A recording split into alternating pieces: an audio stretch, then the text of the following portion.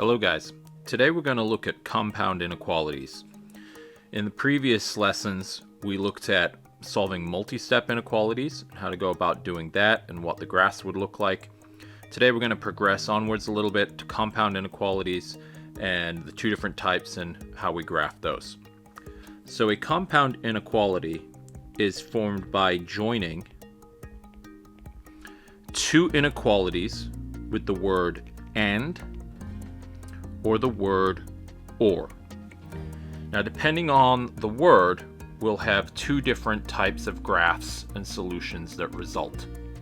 Let's first look at what happens if we have an and statement in our inequality. So in an and statement, the graph of the compound inequality is the intersection of the graphs of the inequalities.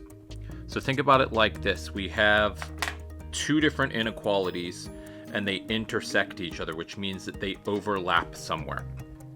So the graph shows numbers that are solutions of both inequalities, and that's important. The overlapping parts of the graphs will make both inequalities simultaneously true.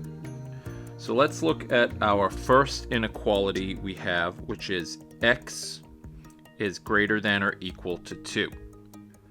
To graph this, we would use a closed dot above 2. And we would draw our arrow to the right so that we include any value that is greater than or equal to 2.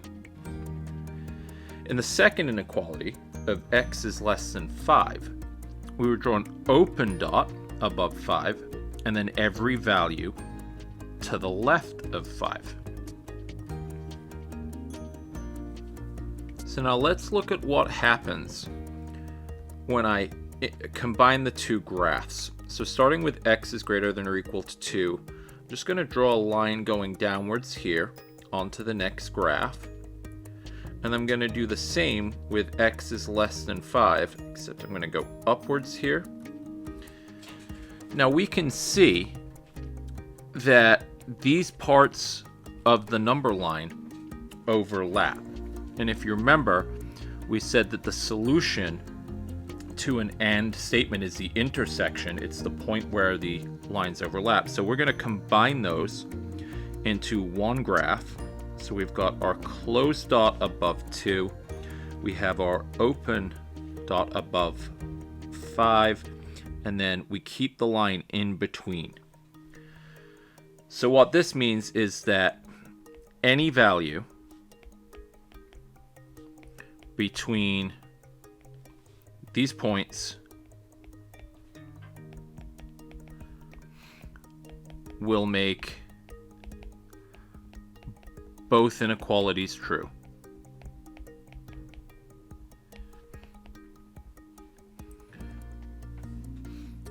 Now, we could write our statement out like this with the word and. However, there's an abbreviated way that we will see this, and we'll combine the two inequality statements into one, and it'll look like this.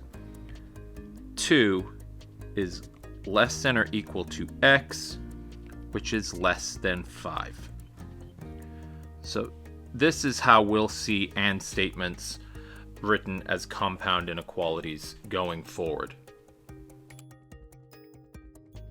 So now that we've seen what an and statement looks like, let's turn our attention to what an or statement looks like, and we'll go from there.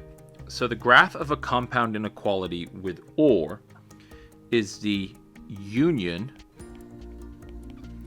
of the graphs of the inequalities.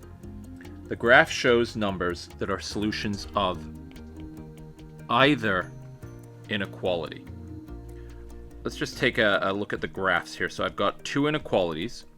We have y is less than or equal to -2, and y is greater than 1. So with y is less than or equal to -2, to graph this, I'd put a closed dot above -2, and then I would draw my arrow to the left to indicate I want all of the values less than that. For y is greater than 1, I would draw an open dot above 1 and an arrow to the right. And we can already see the difference here between an or and an and statement. In the and statement, the graphs, the lines on the graphs would intersect each other. But with an or statement, the graphs won't intersect. We're going to have the graph going two different directions, one to the left, one to the right.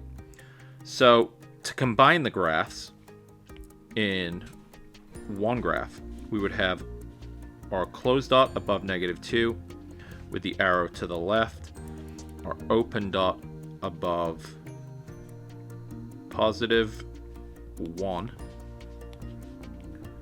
with our arrow to the right.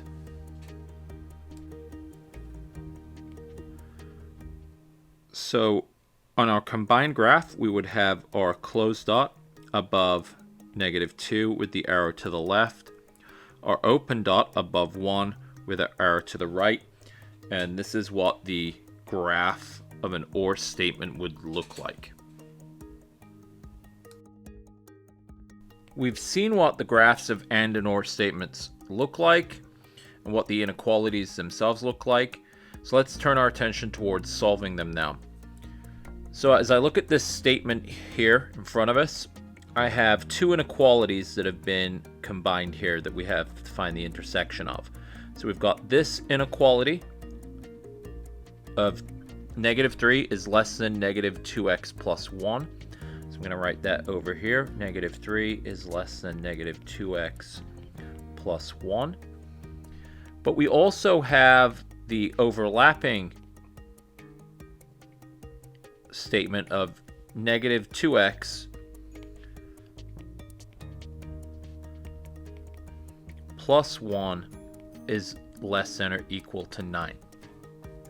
Now the way that I prefer to do these is that I like to solve them both at the same time. But if you don't feel comfortable doing that, take one inequality on at a time. Looking at the statement on the left, I need to isolate the x variable. So I'm going to subtract 1 from each side. And that's -4 is less than -2x.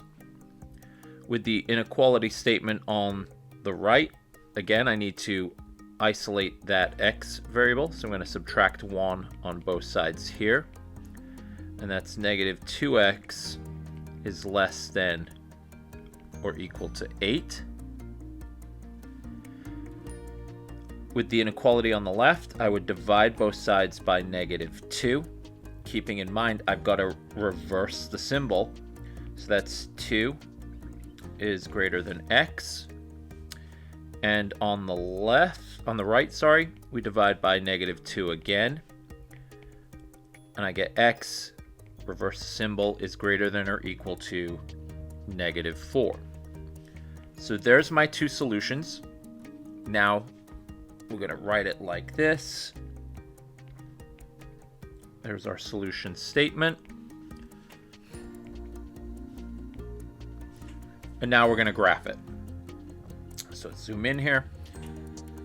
So we know that we have to put a closed dot above 4. We put an open dot above 2.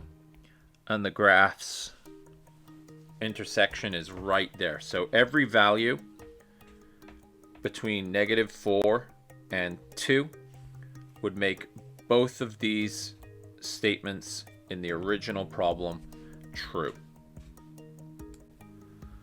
In our final problem, we have an or statement that we need to solve. So we're going to have to solve each one of these. So we've got 3x minus 5 is less than -8, or 2x minus 1 is greater than 5. So again, I like to solve both at the same time. That means I'm going to add 5 to both sides here, and that's 3x is less than -3. With the inequality on the right, I'm going to add 1 to each side for 2x is greater than 6. Then we're going to divide both sides by 3.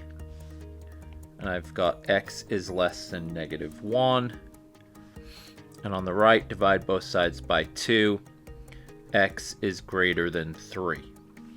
So my statement is right there. And now we're going to graph it. So we need a closed dot above -1. And x is all of the values less than that. So we're going to go to the left. Then we're going to put a closed dot above 3. And x is greater than that. So it's all of the values to the right. And there we have our graph for the solution to the compound inequality.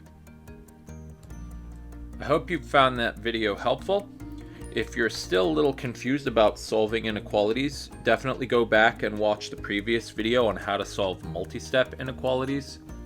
Otherwise, good luck with your math, and we'll see you in the next video.